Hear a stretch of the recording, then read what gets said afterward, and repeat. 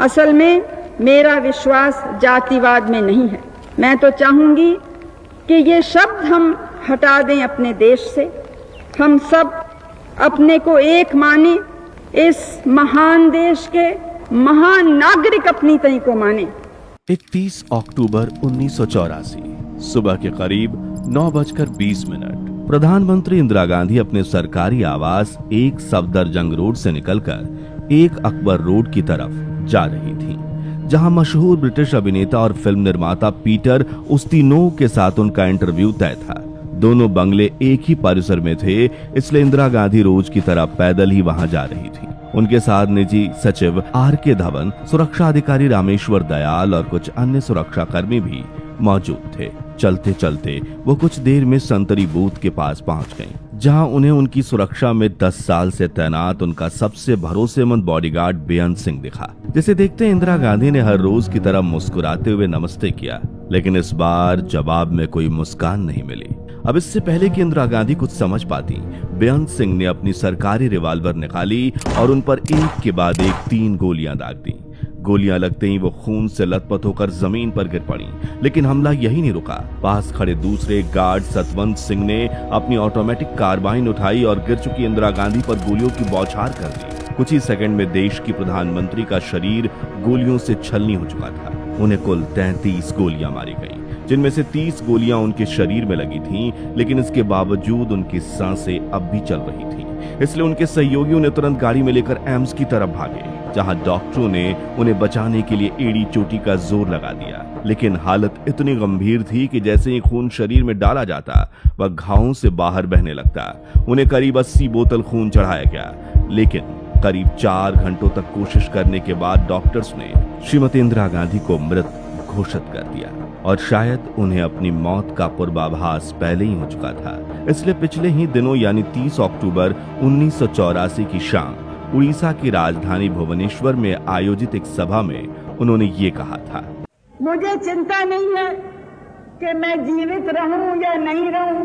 मेरी लंबी उम्र रही है और मैं इस पर मुझे अगर गौरव किसी चीज पर है तो इस पे है कि सारा जीवन मेरा सेवा में गया, केवल इसके गौरव है और किसी चीज नहीं। और जब तक मुझ में सांस है तब तक सेवा ही में जाए, और जब मेरी जान जाएगी तो मैं कह सकती हूँ कि एक एक खून का खतरा जितना मेरा है, वो एक एक खून एक भारत को जीवित करेगा, भारत को मजबूती देगा।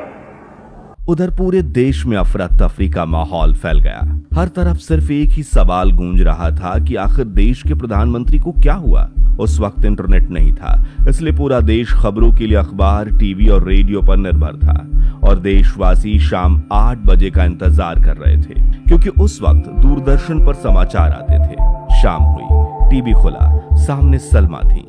सलमा जिनके कान के पीछे लगे गुलाब से भारत का हर शख्स उन्हें पहचानता था, लेकिन उस दिन गुलाब नहीं था। सलमा के बोलने से पहले ही हर कोई समझ चुका था जरूर कुछ बुरा हुआ है। तभी मायूसी से भरी आवाज में सलमा बोली, प्रधानमंत्री इंदिरा गांधी अब नहीं रही। आज सुबह पीएम आवास के बाहर उनके ही गार्ड ने गोली मारकर उनकी हत्या कर दी। आज सवेरे नई दिल्ली में प्रधानमंत्री के निवास स्थान पर श्रीमती गांधी की हत्या करने की कोशिश की गई। यह खबर सुनते ही पूरे देश में करोड़ों लोगों की आंखों में आंसू बहने लगे, और क्यों न बहते। इंदिरा गांधी इतनी लोकप्रिय थी कि सोशल मीडिया के बिना भी देश का लगभग हर पुरुष, हर महिला और बच्चा उन्हें जानता था, चाहे वो पढ़ा लिखा हो या अनपढ़। अब इस घटना के तुरंत बाद देश के कई हिस्सों में सिख विरोधी दंगे भड़क उठे। 3 नवंबर 1984 को जब इंदिरा गांधी की अंतिम यात्रा निकाली गई, तब दिल्ली की सड़कों पर लगभग 35 लाख लोगों का जन सैलाब उमड़ पड़ा। स्वतंत्र भारत के इतिहास में ये सबसे बड़ी अंतिम यात्रा थी।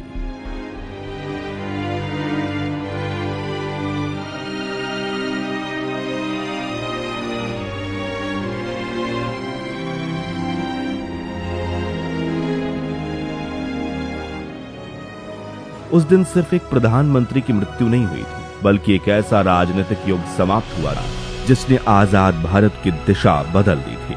लेकिन सवाल ये है कि आखिर क्यों इंदिरा गांधी की मौत की खबर से पूरी दुनिया कांप उठी थी। Indira Gandhi, ruler of the world's largest democracy, died today, shot down by 2 of her own bodyguards.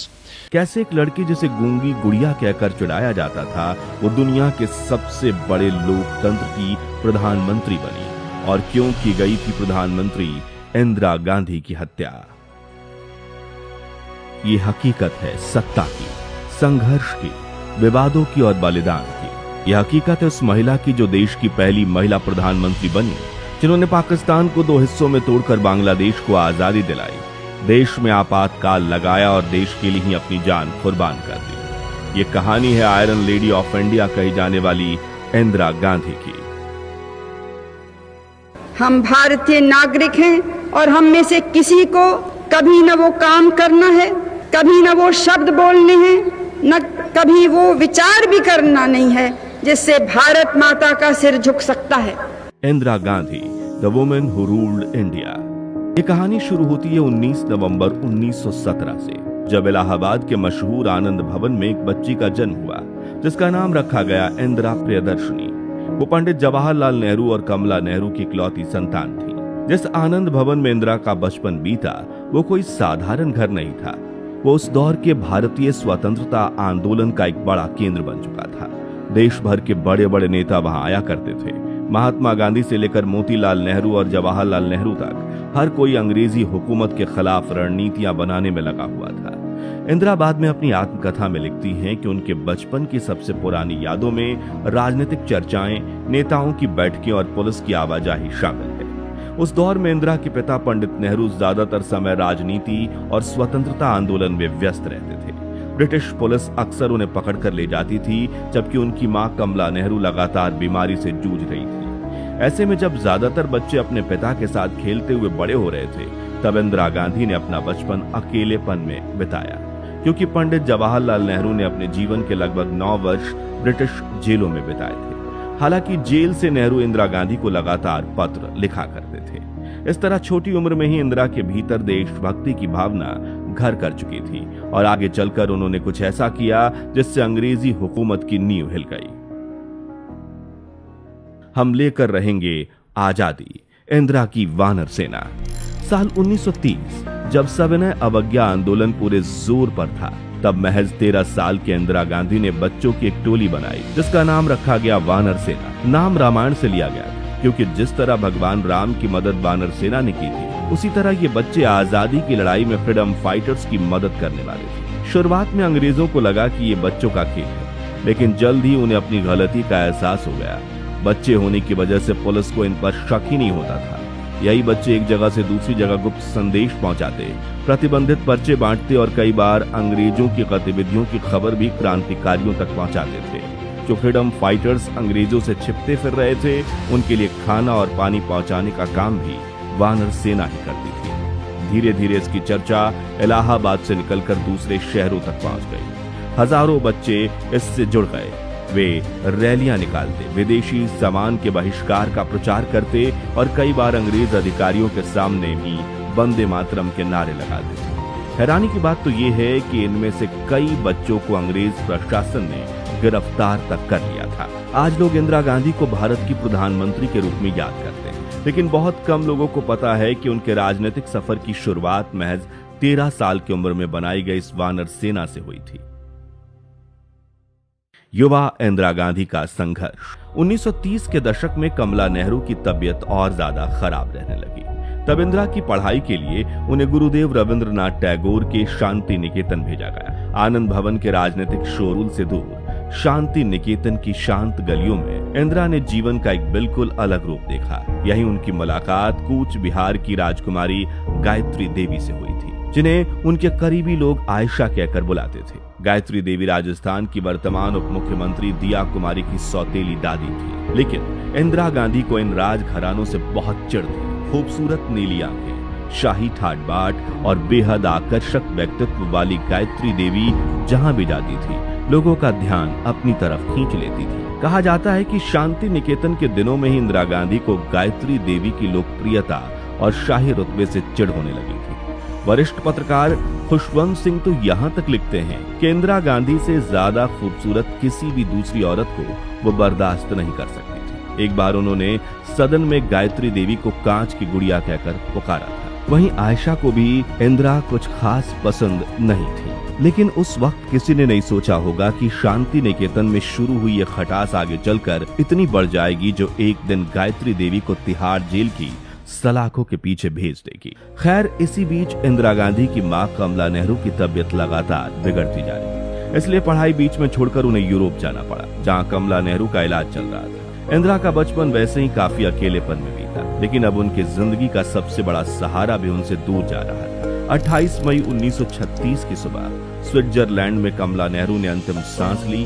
उस मुश्किल घड़ी में एक शख्स हर वक्त इंदिरा के साथ खड़ा रहा, उसका नाम था फिरोज गांधी। लेकिन फिरोज और इंदिरा एक दूसरे को इलाहाबाद के दिनों से जानते थे, लेकिन असली नजदीकियां अब बढ़नी शुरू हुई। फिरोज उस समय लंदन स्कूल ऑफ इकोनॉमिक्स में पढ़ाई कर रहे थे, लेकिन कमला नेहरू की बीमारी के दौरान उन्होंने नेहरू परिवार की जिस तरह मदद की, उसने इंदिरा के दिल पर गहरी छाप छोड़ी। मां की मौत के बाद जब इंदिरा पूरी तरह टूट चुकी थी, तब भी फिरोज ने उनका साथ नहीं छोड़ा। कहा जाता है कि इसी दौरान दोनों एक दूसरे के बेहद करीब आ गए और दोस्ती कब मोहब्बत में बदल गई, शायद उन्हें खुद भी पता नहीं चला। बाद में इंदिरा ने ऑक्सफोर्ड यूनिवर्सिटी में दाखिला लिया, लेकिन यहाँ भी उनकी जिंदगी आसान नहीं रही।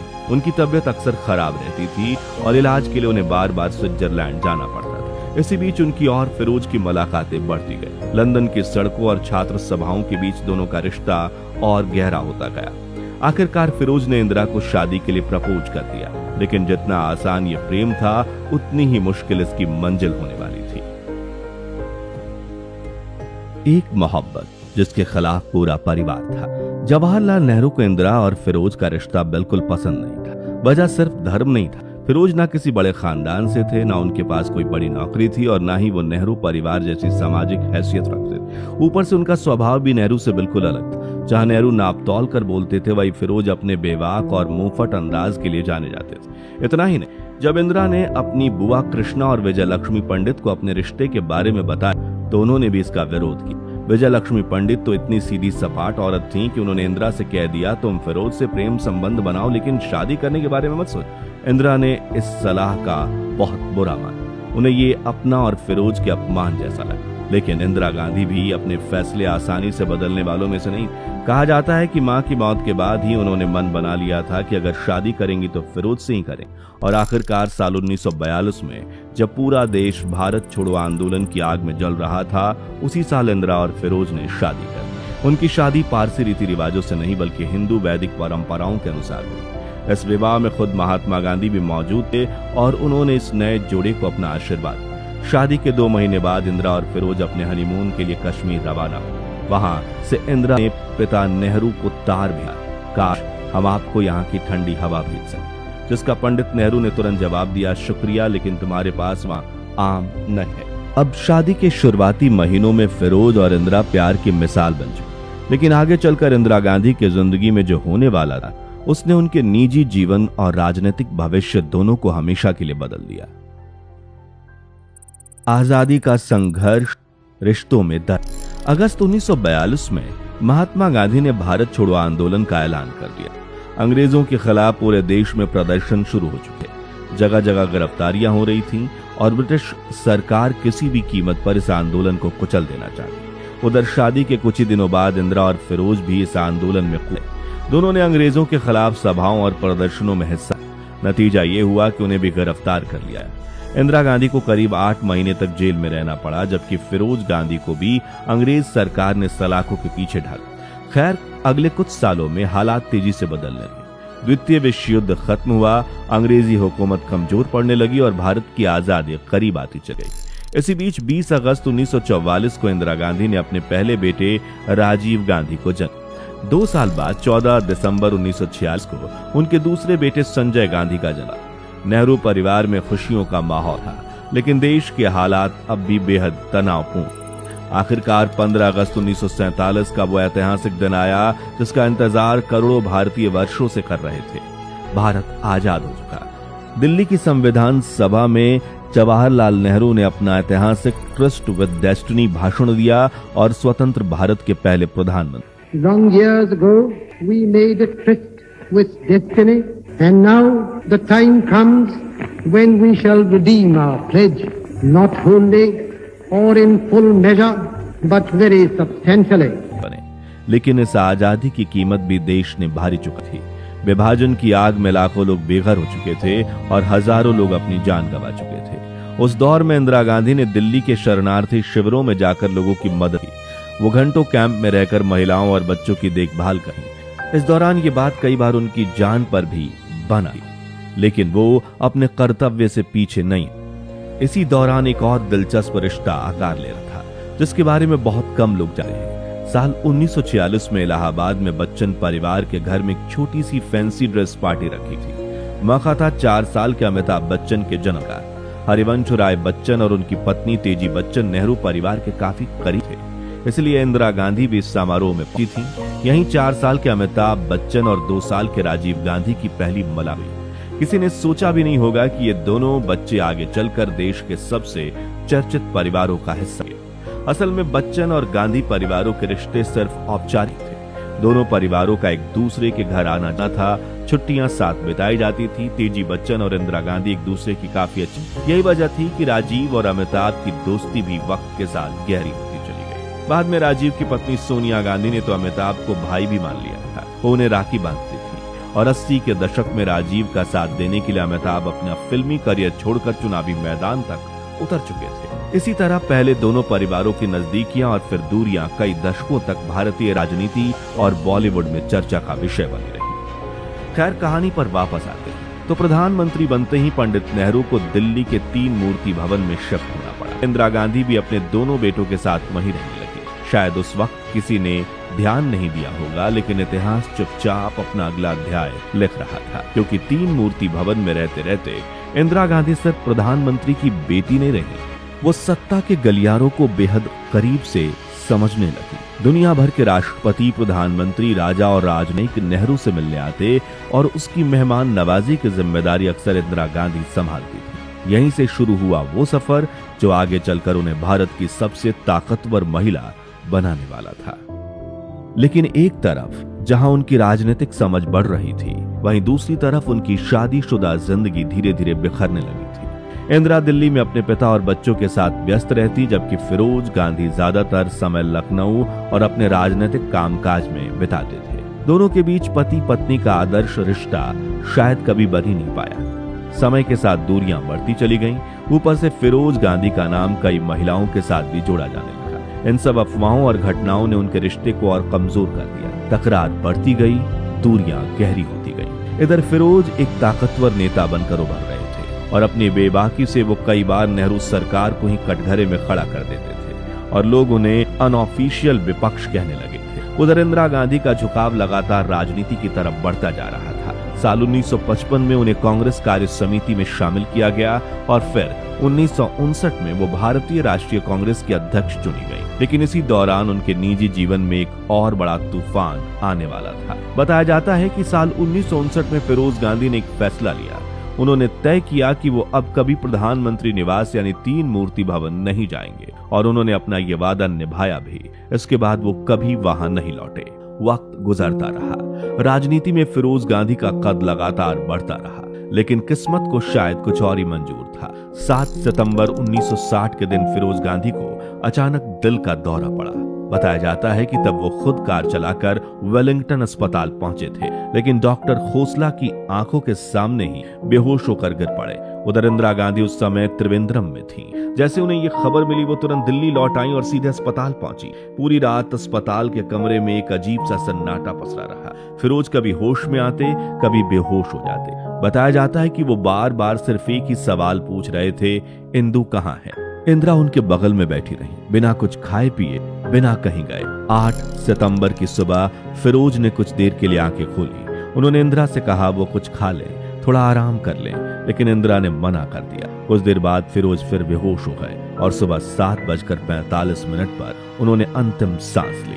हैरानी की बात यह थी कि अगले ही दिन उनका 48वां जन्मदिन आने वाला था। फिरोज गांधी का पार्थिव शरीर 3 मूर्ति भवन लाया गया। वहीं 3 मूर्ति भवन जहां वापस न लौटने की उन्होंने कसम खाई थी, लेकिन इस बार वो खुद चलकर नहीं बल्कि तिरंगे में लिपट कर वहां पहुंचे। हजारों लोग अंतिम दर्शन के लिए उमड़ पड़े। पत्रकार बर्टिल फाक लिखते हैं कि भीड़ देखकर खुद जवाहरलाल नेहरू के मुंह से निकला, मुझे पता नहीं था कि फिरोज इतना लोकप्रिय है। यहाँ इंदिरा ऊपर से खुद को संभालने की कोशिश कर रही थी, लेकिन अंदर से वो पूरी तरह टूट चुकी थी। 9 सितंबर को जब तिरंगे में लिपटे फिरोज गांधी के पार्थिव शरीर को अंतिम यात्रा के लिए ले जाया गया, तब इंदिरा, राजीव, संजय और फिरोज की बहन तहमीना भी साथ। दिल्ली की सड़कों पर हजारों लोग खड़े होकर अपने नेता को अंतिम विदाई दे रहे थे। निगमबोध घाट पर सिर्फ 16 साल के राजीव गांधी ने कांपते हाथों से अपने पिता को मुखाग्नि दी। फिरोज के जाने के बाद इंदिरा गांधी की जिंदगी जैसे एक बार खाली हो गई। सालों बाद उन्होंने फिरोज के लिए कहा था, मैं शायद फिरोज को पसंद नहीं करती, लेकिन मैं उन्हें प्यार करती थी। लेकिन इंदिरा गांधी को संभलने का मौका मिले उसके पहले ही उनके जीवन में कुछ ऐसे उतार चढ़ाव जिनके बारे में सुनकर आपके भी रोंगटे खड़े हो जाएंगे। इंदिरा गांधी और उनका रहस्यमयी सलाहकार। 60 के दशक में इंदिरा गांधी की जिंदगी में एक ऐसा किरदार भी आया जिसके बारे में आज तक बहस होती है। कुछ लोग उन्हें महान योग गुरु मानते हैं तो कुछ लोग कहते हैं कि उनका असर प्रधानमंत्री कार्यालय तक था। हम बात कर रहे हैं योग गुरु धीरेन्द्र ब्रह्मचारी, जिन्हें कई पत्रकार भारतीय राजनीति का रासपुतीन तक कहते हैं। कहा जाता है कि 50 के दशक में कश्मीर शिकारगढ़ इलाके में इंदिरा गांधी की उनसे पहली मुलाकात हुई। इंदिरा छुट्टियां बिताने वहां पहुंची थी। तभी सफेद घोड़े पर सवार लंबी जुल्फों वाला एक युवा साधु उनके सुरक्षा घेरे के पास आकर रुका और बोला, मैं आपको योग सिखाना चाहता हूँ। बताया जाता है कि यही वो मुलाकात थी जिसने आने वाले वर्षों में भारतीय राजनीति की सबसे चर्चित दोस्तियों में से एक को जन्म दिया। दरअसल धीरेन्द्र ब्रह्मचारी पहले ही नेहरू परिवार के संपर्क में आ चुके थे। 50 के दशक में जब जवाहरलाल नेहरू की तबीयत बिगड़ने लगी थी और वो कश्मीर आराम करने पहुंचे थे, तब धीरेन्द्र ने ही उन्हें योग सिखाया था। फिर वो इंदिरा गांधी से मिले। इसके बाद उनका गांधी परिवार में आना जाना बढ़ने लगा, जिसे लेकर खुद इंदिरा 17 अप्रैल 1958 के दिन अपनी अमेरिकी मित्र डोरोथी नॉर्मन को पत्र लिखती हैं कि मैंने योग को गंभीरता से लेना शुरू कर दिया है। मुझे एक बहुत सुंदर योगी योग सिखाता है। उसकी शक्ल और उसका आकर्षक डील डॉल सबको अपनी तरफ आकर्षित करता है, लेकिन उससे बात करना एक तरह की सजा है। वो बहुत बड़ा अंधविश्वासी है। उसी साल धीरेन्द्र ब्रह्मचारी दिल्ली पहुंच गए। देखते ही देखते देश के कई बड़े नेता उनके शिष्य बन गए। लाल बहादुर शास्त्री, जयप्रकाश नारायण, मोरारजी देसाई, यहाँ तक कि राष्ट्रपति राजेंद्र प्रसाद का नाम भी उनमें लिया जाता है। अगले कुछ वर्षों में उनका प्रभाव इतना बढ़ गया कि दिल्ली में उन्हें सरकारी बंगला मिला, आश्रम खोलने की सहायता मिली और इसके उद्घाटन में खुद प्रधानमंत्री नेहरू शामिल हुए। समय बीतता गया और धीरेन्द्र ब्रह्मचारी का नाम लगातार सुर्खियों में बना रहा। उनके आश्रम, उनकी बढ़ती संपत्ति और सत्ता के गलियारों तक उनकी पहुंच को लेकर कई तरह की चर्चाएं होती रही। कई बार उनका नाम इंदिरा गांधी के साथ भी जोड़ा गया, लेकिन इन दावों के कभी ठोस प्रमाण सामने नहीं आए। उनके समर्थकों का कहना था कि वो इंदिरा गांधी के योग गुरु और करीबी सलाहकार थे, जबकि आलोचक मानते थे कि उनका प्रभाव इससे कहीं ज्यादा था। सच क्या था, इसका जवाब शायद आज भी इतिहास के पास नहीं है। गूंगी गुड़िया से देश की पहली प्रधानमंत्री तक। अब कहानी को आगे बढ़ाएं तो 27 मई 1964 को स्वतंत्र भारत के पहले प्रधानमंत्री जवाहरलाल नेहरू का निधन हो गया। पहले मां, फिर पति और अब पिता। इंदिरा गांधी एक एक करके अपने सबसे करीबी लोगों को खो चुकी थी, लेकिन शायद किस्मत ने उनके लिए शोक मनाने का वक्त भी नहीं छोड़ा था। नेहरू की मौत के बाद इंदिरा गांधी राज्यसभा की सदस्य चुनी गईं। वहीं देश की कमान लाल बहादुर शास्त्री के हाथों में आई। उन्होंने इंदिरा गांधी को अपनी कैबिनेट में सूचना एवं प्रसारण मंत्री बनाया। इसी बीच 11 जनवरी 1966 को ताशकंद से एक चौंकाने वाली खबर आई। प्रधानमंत्री लाल बहादुर शास्त्री का अचानक निधन हो गया था और सबसे बड़ा सवाल था, देश की कमान किसके हाथों में सौंपी जाए। कांग्रेस पार्टी में प्राइम मिनिस्टर पोस्ट के लिए खींचतान शुरू हो चुकी थी। एक तरफ अनुभवी नेता मोरारजी देसाई थे, जो खुद को इस पद का सबसे मजबूत दावेदार मानते थे। दूसरी तरफ थी इंदिरा गांधी। लेकिन दिलचस्प बात यह है कि उस समय पार्टी के शक्तिशाली नेताओं का एक समूह, जिसे सिंडिकेट कहा जाता था, वो नहीं चाहता था कि मोरारजी देसाई प्रधानमंत्री बने। ऐसे में उन्होंने एक समझौते के तहत इंदिरा गांधी का समर्थन कर दिया। उनकी सोच थी कि इंदिरा गांधी के पास ज्यादा राजनीतिक अनुभव नहीं है, इसलिए प्रधानमंत्री बनने के बाद वो सिंडिकेट के इशारों पर काम करेंगे। समाजवादी नेता राम मनोहर लोहिया तो उन्हें गूंगी गुड़िया तक कहने लगे, लेकिन हुआ उसका उल्टा ही। 24 जनवरी 1966 को इंदिरा गांधी ने भारत की प्रधानमंत्री पद की शपथ ली और यहीं से शुरू हुआ भारतीय राजनीति का एक ऐसा अध्याय जिसने अगले 2 दशकों तक देश की दिशा और दशा दोनों बदल कर रख दी। इंदिरा गांधी के सर पर सजा प्रधानमंत्री का ताज सचमुच कांटों से भरा था। देश आर्थिक संकट, खाद्यान्न की कमी और राजनीतिक अस्थिरता से जूझ रहा था। भारत अपने खाद्यान्न जरूरतों के लिए काफी हद तक अमेरिका पर निर्भर था, लेकिन जब वियतनाम युद्ध के मुद्दे पर भारत ने अमेरिका का समर्थन नहीं किया तो अमेरिका ने भी फूड ग्रेन सप्लाईज को लेकर भारत पर दबाव बनाना शुरू कर दिया। इंदिरा गांधी को ये बात बिल्कुल पसंद नहीं आई। उन्होंने तय किया कि भारत को हर हाल में अनाज के मामले में आत्मनिर्भर बनना होगा। इसी सोच के साथ उन्होंने हरित क्रांति को बढ़ावा दिया, जिसका असर कुछ ही वर्षों में दिखाई देने लगा और भारत धीरे धीरे अनाज के उत्पादन में आत्मनिर्भर बनने लगा। कुछ ही साल पहले लोग कहते थे कि भारत अपनी जनता को कभी भी नहीं खिला सकेगा, लेकिन आपको मालूम है 12 करोड़ टन पैदा हुआ है। और इस साल हमारी कठिनाई ये नहीं थी कि अनाज नहीं है, ये कठिनाई थी कि उसको रखे कैसे, कहां पे रखें। लेकिन इंदिरा गांधी पीछे हटने वालों में से नहीं थी। सत्ता पर अपनी पकड़ मजबूत करने के बाद उन्होंने एक के बाद एक कई बड़े फैसले लिए। सबसे पहले 1969 में देश के 14 बड़े बैंकों का राष्ट्रीयकरण कर दिया। इस फैसले का मकसद बैंकिंग सेवाओं को आम लोगों तक पहुंचाना था।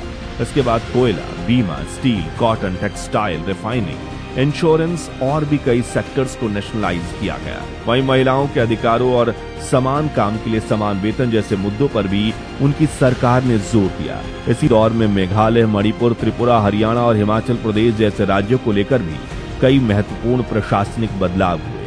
लेकिन इंदिरा गांधी का सबसे बड़ा और सबसे विवादित फैसला अभी आना बाकी था।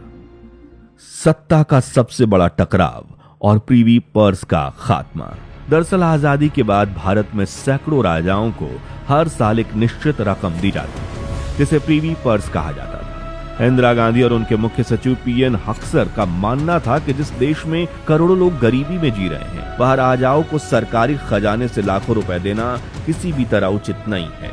इसलिए 1967 से ही प्रीवी पर्स खत्म करने की कोशिशें शुरू हो चुकी थी। यहीं पर एक बार फिर कहानी में गायत्री देवी की एंट्री होती है। कूच बिहार की राजकुमारी और बाद में जयपुर की महारानी बनी गायत्री देवी उस वक्त सिर्फ एक शाही चेहरा नहीं थी, बल्कि कांग्रेस की मजबूत राजनीतिक विरोधी भी बन चुकी थी। साल 1962 में उन्होंने स्वतंत्र पार्टी के टिकट पर लोकसभा चुनाव लड़ा और करीब 1,92,000 वोटों से जीत हासिल की। उनकी जीत इतनी बड़ी थी कि उनका नाम गिनीज वर्ल्ड रिकॉर्ड में दर्ज हो गया। विपक्ष में रहते हुए वो नेहरू सरकार की खुलकर आलोचना करती थीं और कांग्रेस उम्मीदवारों को लगातार 3 चुनावों में हराकर उन्होंने अपनी अलग पहचान बना ली थी। कहा जाता है कि इंदिरा गांधी को गायत्री की लोकप्रियता कभी पसंद नहीं। ऊपर से प्रीवी पर्स का मुद्दा दोनों के बीच ही कड़वाहट को और बढ़ा रहा था। एक तरफ इंदिरा गांधी थी जो राजाओं के विशेषाधिकार को खत्म करना चाहती थी, दूसरी तरफ गायत्री देवी और बाकी राजघराने थे जो इसे अपने अधिकारों पर हमला मान रहे थे। फिर साल 1970 में वो हुआ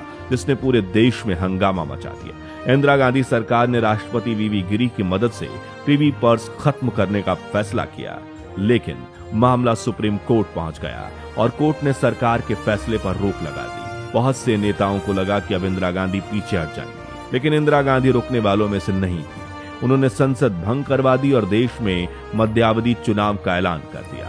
ये सिर्फ चुनाव नहीं था, बल्कि इंदिरा गांधी और राजा महाराजाओं के बीच सीधी लड़ाई बन चुका था। और जब 1971 में चुनाव के नतीजे आए तो पूरा देश हैरान रह गया। इंदिरा गांधी भारी बहुमत के साथ सत्ता में लौट आईं। उनकी पार्टी को 518 में से 352 सीटें मिली। जीत के तुरंत बाद उन्होंने संविधान के 26वें संशोधन को शुरू किया। अनुच्छेद 291 और 362 को हटाया गया और नया अनुच्छेद 363A जोड़ा गया, जिसमें यह कहा गया कि राजाओं की मान्यता, विशेषाधिकार और प्रीवी पर्स हमेशा के लिए बंद किए जाते हैं, जिसे आयरन लेडी इंदिरा गांधी के प्रधानमंत्री कार्यकाल में सबसे अहम फैसलों में से एक माना जाता है। लेकिन गायत्री देवी और इंदिरा गांधी के बीच चल रही कहानी यहीं खत्म नहीं हुई। असली टकराव तो अभी बाकी था। क्योंकि आज का दिन जब हम उपलब्धियों के तरफ देखते हैं, सफलताओं के तरफ देखते हैं, तो कमजोरी के तरफ भी देखना है। किन बातों ने हमको पीछे रखा, कौन से रोड़े हमारे रास्ते में आए कि हम तेजी से आगे नहीं बढ़ सके। तो हम देखते हैं कि जो सबक आजादी की लड़ाई ने हमें सिखाया था कि केवल एकता और अनुशासन से सफलता प्राप्त हो सकती है। जब इंदिरा ने पाकिस्तान को 2 टुकड़ों में बांट दिया, साल 1971 में पाकिस्तान 2 हिस्सों में बटा हुआ था। पश्चिमी पाकिस्तान जहां सत्ता बैठी थी और पूर्वी पाकिस्तान जहां बंगाली आबादी रहती थी। लेकिन दोनों के बीच भेदभाव इतना बढ़ चुका था कि पूर्वी पाकिस्तान में विद्रोह शुरू हो गया। पाकिस्तानी सेना ने वहां दमन चक्र चलाना शुरू कर दिया।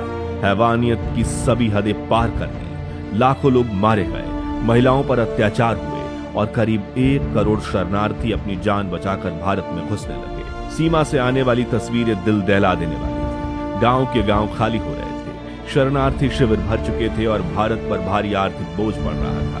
देश के भीतर भी आवाजें उठने लगी, अब पाकिस्तान को जवाब देना चाहिए। बताया जाता है कि इंदिरा गांधी भी हालात को देखकर बेहद चिंतित थी। वो चाहती थी कि भारत जल्द कार्रवाई करे, लेकिन जब उन्होंने सेना प्रमुख जनरल सैम मॉनकेशॉ के साथ बैठक की तो उन्हें वो जवाब मिला जिसकी शायद किसी को उम्मीद नहीं थी। मॉनकेशॉ ने साफ कहा कि भारतीय सेना अभी युद्ध के लिए पूरी तरह तैयार नहीं है, टैंकों की तैनाती अधूरी है, संसाधन पर्याप्त नहीं है और मानसून भी आने वाला है, जिससे इंदिरा गांधी थोड़ा नाराज हुई। मगर फिर सैम ने अपने अंदाज में इंदिरा गांधी से पूछा, क्या आप युद्ध जीतना चाहती हैं? इंदिरा ने कहा हाँ। इस पर मॉनकेशॉ ने जवाब दिया, तो मुझे कुछ महीनों का समय दीजिए, मैं जीत की गारंटी देता हूं। आखिरकार 3 दिसंबर 1971 को पाकिस्तान ने भारत के कई एयरबेस पर हमला कर दिया और 4 दिसंबर की सुबह से भारतीय सेना, नौसेना और वायुसेना ने पूरी ताकत से पाकिस्तान पर धावा बोल दिया, जिससे पाकिस्तान सेना संभल ही नहीं पाई और सिर्फ 13 दिनों के भीतर युद्ध का फैसला हो गया। 16 दिसंबर 1971 को ढाका में पाकिस्तान के लेफ्टिनेंट जनरल A.A.K. नियाजी ने भारतीय सेना के सामने आत्मसमर्पण कर दिया। करीब 93,000 पाकिस्तानी सैनिकों ने हथियार डाल दिए। यह द्वितीय विश्व युद्ध के बाद दुनिया का सबसे बड़ा सैन्य आत्मसमर्पण माना जाता है। इसके साथ ही दुनिया के नक्शे पर एक नया देश जन्मा, बांग्लादेश। उस वक्त इंदिरा गांधी का नाम सिर्फ भारत ही नहीं बल्कि पूरी दुनिया में गूंज रहा था। जिन्हें लोगों ने कभी उन्हें गूंगी गुड़िया कहा था, उनकी जुबान अपने आप बंद हो चुकी थी। कई विदेशी अखबार उन्हें आयरन लेडी ऑफ इंडिया कहने लगे। वहीं विपक्ष के दिग्गज नेता अटल बिहारी वाजपेयी ने संसद में उनकी तुलना मां दुर्गा से कर दी। भारत कोई 5 साल, 10 साल, 100 साल जीने का देश नहीं है। हजारों साल जीवित रहा है और हजारों साल और इसको जीवित रहना है। भारत के न्यूक्लियर सुपर पावर बनने की हकीकत 1971 की जीत के बाद इंदिरा गांधी देश की सबसे ताकतवर नेताओं में गिनी जाने लगी। लेकिन उनके सामने एक और चुनौती थी। उस दौर में अमेरिका, चीन और कई पश्चिमी देश परमाणु हथियारों के दम पर दुनिया के राजनीतिक में दबदबा बनाए हुए थे। ऐसे में इंदिरा गांधी ने पर्दे के पीछे भारतीय वैज्ञानिकों को एक बेहद गुप्त मिशन पर काम करने की मंजूरी दे दी। आखिरकार 18 मई 1974 को राजस्थान के पोखरण में भारत ने अपना पहला सफल परमाणु परीक्षण किया और इसी के साथ भारत परमाणु शक्ति वाले दुनिया के कुछ गिने चुने देशों में शामिल हो गया। हम चाहते हैं हमारी सेनाएं मजबूत हों। किस लिए? किसी पे हमला करने के लिए नहीं, हम अपनी सीमाओं को बचाने के लिए, अपने देश को सुरक्षित रखने के लिए। लोकतंत्र का सबसे काला अध्याय आपातकाल। अब जितनी तेजी से इंदिरा गांधी की लोकप्रियता बढ़ रही थी, उतनी ही तेजी से उनके विरोधी भी मजबूत हो रहे थे। वहीं देश में भी बेरोजगारी बढ़ रही थी, महंगाई लोगों की कमर तोड़ रही थी और विपक्ष लगातार उन पर सत्ता का दुरुपयोग करने का आरोप लगा रहा था। फिर जून 12, 1975 को एक ऐसा फैसला आया जिसने दिल्ली की राजनीति में भूचाल ला दिया। इलाहाबाद हाई कोर्ट ने 1971 के रायबरेली चुनाव में सरकारी मशीनरी के दुरुपयोग का दोषी मानते हुए इंदिरा गांधी के चुनाव को रद्द कर दिया। अदालत ने उन्हें सांसद पद के लिए अयोग्य ठहराया और 6 साल तक चुनाव लड़ने पर भी रोक लगा दी। विपक्ष सड़कों पर उतर आया था और जयप्रकाश नारायण ने खुलकर उनके इस्तीफे की मांग कर दी। इंदिरा गांधी के सामने अब तक का सबसे बड़ा राजनीतिक संकट खड़ा था।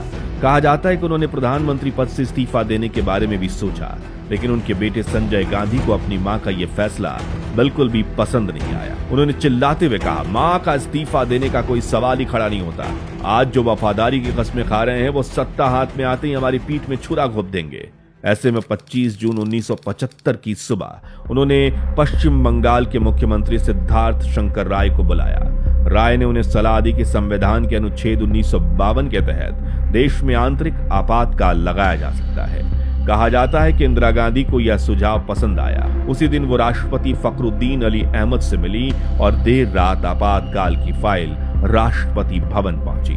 कुछ ही देर बाद दस्तखत हो गए। 25 और 26 जून 1975 की आधी रात को ऑल इंडिया रेडियो से देश को बताया गया कि भारत में आपातकाल लागू कर दिया गया है। उस रात जब देश के ज्यादातर लोग सो रहे थे, तब भारतीय लोकतंत्र की दिशा बदल रही थी। आपातकाल लगते ही रातों रात विपक्ष के बड़े बड़े नेताओं को उनके घरों से उठा लिया गया। जयप्रकाश नारायण, अटल बिहारी वाजपेयी, लाल कृष्ण आडवाणी, मोरारजी देसाई और चौधरी चरण सिंह, राज नारायण, जॉर्ज फर्नांडिस, सैकड़ों दूसरे नेताओं को जेल में डाल दिया गया। बहादुर शाह जफर मार्ग की बिजली तक काट दी गई ताकि अगले दिन अखबार सरकार के खिलाफ कुछ छाप ही ना सके। प्रेस सेंसरशिप लागू कर दी गई और सरकार की आलोचना करना लगभग नामुमकिन हो गया। लेकिन ये तो सिर्फ शुरुआत थी। अगले 21 महीनों में पूरा देश केंद्र सरकार के नियंत्रण में आ गया। चुनाव टाल दिए गए, नागरिक अधिकार सीमित कर दिए गए और सरकार के खिलाफ आवाज उठाने वाले हजारों लोगों को जेल भेज दिया गया। इसी दौरान संजय गांधी का प्रभाव भी तेजी से बढ़ने लगा। नसबंदी अभियान और झुग्गी बस्तियों को हटाने जैसी योजनाओं ने लाखों लोगों की जिंदगी प्रभावित कर दी। कई जगह लोगों ने आरोप लगाए कि नसबंदी जबरन करवाई जा रही है और प्रशासन डर का माहौल बनाकर काम कर रहा है। इसी बीच 1975 जब उन्होंने देश में इमरजेंसी लगाई थी। भाइयों और बहनों, राष्ट्रपति जी ने आपातकाल की घोषणा की है। इससे आतंकित होने का कोई कारण नहीं है।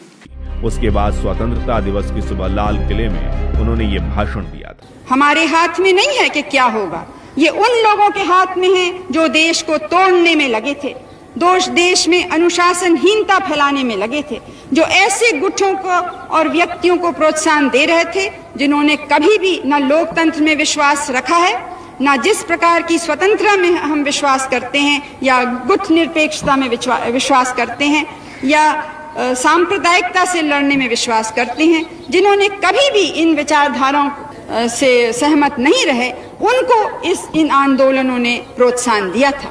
वहीं जेल में कैद नेताओं, आम जनता और बाकी कैदियों पर भी कहर बरसाया जाने लगा, जो देश के लोकतंत्र पर बड़ा धब्बा था। Torture of political prisoners in India किताब के पेज नंबर 291 पर लिखा गया है कि उस समय देश की हर जेल कैदियों से खचाखच भरी हुई थी। कैदियों को करंट दिए जा रहे थे, उनके कपड़े निकालकर उन्हें बर्फ पर लिटाया जाता था, तो कुछ को अपना पेशाब पीने पर मजबूर किया जाता था। अगले 20 महीनों में 11,000 पॉलिटिकल लीडर्स समेत करीब 1,40,000 लोगों को गिरफ्तार किया गया, जिनमें से कुछ को तो ये तक नहीं पता था कि उन्हें किस जेल में रखा गया है और उनके परिवार वाले उन्हें खोजने के लिए देश भर में कारावासों के बाहर भटकते थे। राजमहल से तिहाड़ तक महारानी गायत्री देवी की दास्तान। मित्रों, इन गिरफ्तारियों के बीच एक नाम ऐसा भी था जिसने पूरे देश और विदेश का ध्यान अपनी ओर खींच लिया, और ये थी जयपुर राजघराने की महारानी गायत्री देवी। आपातकाल के दौरान दिल्ली में गायत्री देवी और उनके बेटे कर्नल भवानी सिंह को conservation of foreign exchange and prevention of smuggling act के तहत गिरफ्तार कर लिया गया। कहा गया कि उनके पास विदेशी मुद्रा नियमों का उल्लंघन करने से जुड़ा मामला है। उस दौर में जेल पहले से ही राजनीतिक कैदियों से भरी हुई थी, इसलिए गिरफ्तारी के बाद गायत्री देवी को कई घंटे पुलिस स्टेशन में बिठाया गया और फिर तिहाड़ जेल भेज दिया गया। बताया जाता है कि उनके बेटे भवानी सिंह को अपेक्षाकृत बेहतर व्यवस्था मिली, वहीं गायत्री देवी को सी कैटेगरी की बैरक में रखा गया। कमरे में न पंखा था, न टॉयलेट, न ही कोई खास सुविधा, ऊपर से पास के खुले शौचालय की बदबू अलग। राजमहलों में रहने वाली एक महारानी अचानक तिहाड़ जेल की कैदी बन चुकी। बाद में अपनी आत्मकथा में गायत्री देवी ने लिखा कि जेल का माहौल उन्हें अंदर तक तोड़ रहा था। रात भर शोर शराबा, कैदियों की लड़ाइयां, धमकियां और लगातार तनाव। धीरे धीरे उनकी तबीयत भी खराब रहने लगी। मुंह में छाले पड़ गए, वजन तेजी से घटने लगा और लो ब्लड प्रेशर की शिकायत रहने लगी। एक समय तो उन्हें लगने लगा कि शायद वो उस जेल से जिंदा बचकर बाहर नहीं निकल पाएंगे। इसी दौरान जेल में बंद राजमाता विजय राजे सिंधिया ने उनका हौसला बनाए रखा, जो राजस्थान की पूर्व मुख्यमंत्री वसुंधरा राजे सिंधिया की मां थी। दोनों अक्सर घंटों बात करती और एक दूसरे को मजबूत रहने की सलाह देती। करीब 5 महीने जेल में बिताने के बाद गायत्री देवी रिहा हुई, लेकिन कहा जाता है कि इस अनुभव उन्हें अंदर तक तोड़ दिया। रिहाई के बाद उन्होंने सक्रिय राजनीति से लगभग दूरी बना ली। हार, वापसी और सत्ता का दूसरा अध्याय। इमरजेंसी का यह फैसला आखिरकार इंदिरा गांधी को भारी पड़ा। 1977 में जब चुनाव हुए तो जनता ने अपना गुस्सा खुलकर दिखाया। लोगों में कांग्रेस के खिलाफ इतनी नाराजगी थी कि उस दौर को याद करते हुए कई नेता मजाक में कहते हैं कि अगर कांग्रेस के सामने बिजली का खंभा भी चुनाव लड़ जाता तो शायद वह भी जीत जाता। नतीजा ये हुआ कि कांग्रेस को करारी हार मिली और मोरारजी देसाई के नेतृत्व में जनता पार्टी की सरकार बन गई। लेकिन भारतीय राजनीति में इंदिरा गांधी की कहानी अभी खत्म नहीं। जनता पार्टी की सरकार अंदरूनी कलह और अपनी खींचतान में उलझ गई। देखते ही देखते लोगों का भरोसा उससे उठने लगा और फिर 1980 के चुनाव में इंदिरा गांधी एक बार फिर जोरदार वापसी करते हुए देश की प्रधानमंत्री बनी। ऐसा लग रहा था मानो इंदिरा गांधी ने अपने राजनीतिक जीवन का सबसे मुश्किल दौर पीछे छोड़ दिया, लेकिन किस्मत उनके लिए कुछ और ही लिख चुकी थी। संजय गांधी की मौत और राजीव गांधी की राजनीति में एंट्री। 23 जून 1980 की सुबह उनके छोटे बेटे संजय गांधी दिल्ली के सफदरजंग एयरपोर्ट से एक विमान उड़ाने लगे। संजय को हवाई जहाज उड़ाने का बेहद शौक। वो एक कुशल पायलट भी माने जाते थे, लेकिन उस दिन उड़ान भरने के कुछ ही मिनटों बाद उनका विमान दुर्घटनाग्रस्त हो गया और संजय गांधी की मौके पर ही मौत हो गई। ये खबर सुनते ही इंदिरा गांधी टूट गई। इंदिरा गांधी पर किताब लिखने वाली सागरिका घोष बताती हैं कि वो हादसे वाली जगह पर 2 बार गई और अपने बेटे के बुरी तरह छत बिछत शव को देखकर उन्होंने डॉक्टर से सिर्फ इतना कहा था, डॉक्टर मेरा दाहिना हाथ कटा। मगर यहाँ भी उनसे नफरत करने वाले कुछ लोगों ने ये बात फैलाई कि इंदिरा गांधी दूसरी बार वहां इसलिए गई क्योंकि शायद संजय के पास एक डायरी और कुछ लॉकर्स की चाबियां थीं जो इंदिरा गांधी को चाहिए थी। मेनका गांधी बनाम इंदिरा गांधी। दरअसल संजय गांधी की मौत के बाद इंदिरा गांधी के सामने सबसे बड़ा सवाल था उनका राजनीतिक उत्तराधिकारी कौन था। संजय की पत्नी मेनका गांधी मानती थी कि वो संजय की राजनीतिक विरासत को आगे बढ़ा सके, लेकिन इंदिरा गांधी अपने बड़े बेटे राजीव गांधी को चुनती। राजीव ने भी अपनी पायलट की नौकरी छोड़ दी और राजनीति में कदम रखकर अपनी मां का साथ देने का फैसला किया। यही वो फैसला था जिसने गांधी परिवार के भीतर एक नई खाई पैदा कर दी। दरअसल मेनका गांधी को लगने लगा कि संजय के जाने के बाद उन्हें परिवार और राजनीति दोनों से किनारे किया जा रहा है। धीरे धीरे ये मतभेद खुलकर सामने आने लगे। फिर मार्च 1982 में वो घटना हुई जिसने रिश्तों में बची कुची ठंडक भी खत्म की। लखनऊ में संजय गांधी के समर्थकों ने एक सभा आयोजित जहां राजीव गांधी के नेतृत्व पर सवाल उठाए जा रहे। इंदिरा गांधी ने मेनका को साफ शब्दों में वहां जाने से मना किया, लेकिन मेनका ने उनकी बात नहीं मानी और सभा में पहुंचकर एक जोरदार भाषण दे डाला। जब इंदिरा गांधी को इस बात का पता चला तो उनका सब्र जवाब दे गया। कहा जाता है कि दिल्ली लौटने के बाद उन्होंने मेनका को साफ शब्दों में घर छोड़ने के लिए कह दिया। इसके बाद मेनका गांधी अपने 2 साल के बेटे वरुण गांधी को लेकर प्रधानमंत्री आवास से चली गई। और वक्त का खेल भी अजीब होता है। वर्तमान में इंदिरा गांधी के परिवार का एक हिस्सा कांग्रेस की पहचान बन गया तो दूसरा हिस्सा आगे चलकर भारतीय जनता पार्टी की राजनीति का महत्वपूर्ण चेहरा बनकर उभरा। मेनका गांधी कई बार भाजपा में सांसद, केंद्रीय मंत्री रही। वहीं वरुण गांधी कई बार सांसद चुने गए और राष्ट्रीय राजनीति में अपनी अलग पहचान बनाई। खैर, इस तरह से अपने सबसे प्यारे बेटे को हमेशा हमेशा के लिए खोने के बाद इंदिरा गांधी को 2 सालों बाद ही अपने जिगर के टुकड़े वरुण गांधी को भी अलग करना पड़ा। लेकिन इंदिरा गांधी इस दुख से भी उबर पाती उससे पहले उनके सामने एक ऐसा संकट आने वाला था जो उनके जीवन का आखिरी और सबसे खतरनाक राजनीतिक संघर्ष साबित होने वाला था। ऑपरेशन ब्लू स्टार, वो फैसला जिसने सब कुछ बदल दिया। 70 के दशक के आखिर और 80 के दशक की शुरुआत में पंजाब में अलग खालिस्तान की मांग जोर पकड़ने लगी। इसी दौरान एक नाम तेजी से उभर कर सामने आया, जरनैल सिंह भिंडारवाले।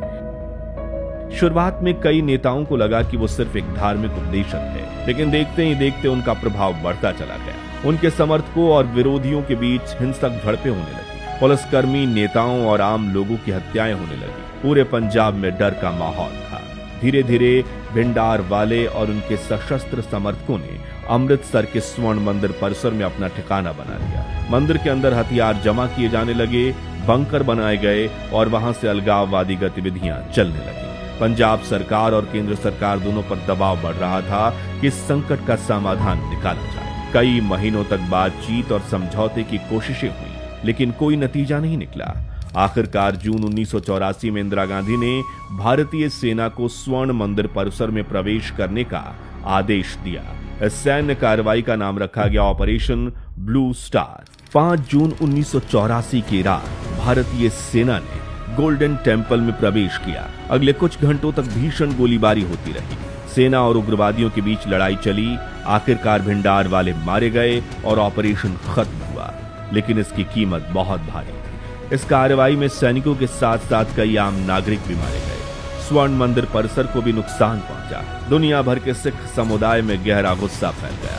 बहुत से सिखों को लगा कि उनके सबसे पवित्र धार्मिक स्थल का अपमान हुआ। वहीं दूसरी तरफ इंदिरा गांधी और उनके समर्थकों का कहना था कि देश की एकता और कानून व्यवस्था बनाए रखने के लिए यह कदम जरूरी था। ऑपरेशन ब्लू स्टार के बाद सुरक्षा एजेंसियों ने इंदिरा गांधी को सलाह दी कि उनके सिख अंगरक्षकों को हटा दिया जाए, लेकिन इंदिरा गांधी ने ऐसा करने से इनकार कर दिया। उनका मानना था कि किसी व्यक्ति को सिर्फ उसके धर्म की वजह से शक की नजर से नहीं देखा जाना चाहिए। शायद उन्हें अंदाजा नहीं था कि यही फैसला कुछ महीनों बाद उनकी जिंदगी का आखिरी फैसला साबित होगा। और फिर 31 अक्टूबर 1984 को वो हुआ जिसका जिक्र हमने वीडियो की शुरुआत में किया था। इंदिरा गांधी को उन्हीं के सिख बॉडीगार्ड ने गोली से छलनी करके उनकी हत्या कर दी, जिसके बाद उनके बेटे राजीव गांधी ने प्रधानमंत्री पद की शपथ ली। फिर 3 नवंबर 1984 को जब इंदिरा गांधी की अंतिम यात्रा निकली तो वो दिल्ली की सड़कों पर लोगों का वो जनसैलाब था जो रिकॉर्ड बन गया। लाखों लोग अपनी नेता को अंतिम विदाई देने आए। अब इंदिरा गांधी तो चली गई, लेकिन अपने पीछे कई सवाल छोड़ गई, जैसे कि क्या वो भारत की सबसे ताकतवर प्रधानमंत्री थी या सबसे विवादित? क्या उन्होंने भारतीय लोकतंत्र को मजबूत किया या आपातकाल लगाकर उसे कमजोर किया? इस बारे में अपनी राय हमें कमेंट्स में बताएं। दोस्तों, प्रधानमंत्री रहते हुए इंदिरा गांधी के लिए गए फैसलों को लेकर आपकी राय अलग अलग हो सकती है, लेकिन एक बात से शायद आप बेइनकार नहीं कर पाएंगे कि इंदिरा गांधी सिर्फ एक प्रधानमंत्री नहीं, वो अपने आप में एक दौर, एक ऐसा दौर जिसमें सत्ता थी, संघर्ष था, जीत थी, हार थी, प्यार था, अकेलापन था, युद्ध था, शांति थी, लोकतंत्र था और विवाद। और शायद इसी वजह से उनकी कहानी खत्म होने के 4 दशक बाद भी भारत की राजनीति में उनकी गूंज सुनाई देती है। खैर, अगर आपको ये वीडियो अच्छा लगा हो तो इसे लाइक और शेयर करके हर देशवासी तक पहुंचाइए और ऐसी ही हैरान करने वाली डॉक्यूमेंट्रीज के लिए हमारे चैनल को सब्सक्राइब करके पास वाली घंटी जरूर बजा दीजिए। जय हिंद, जय भारत।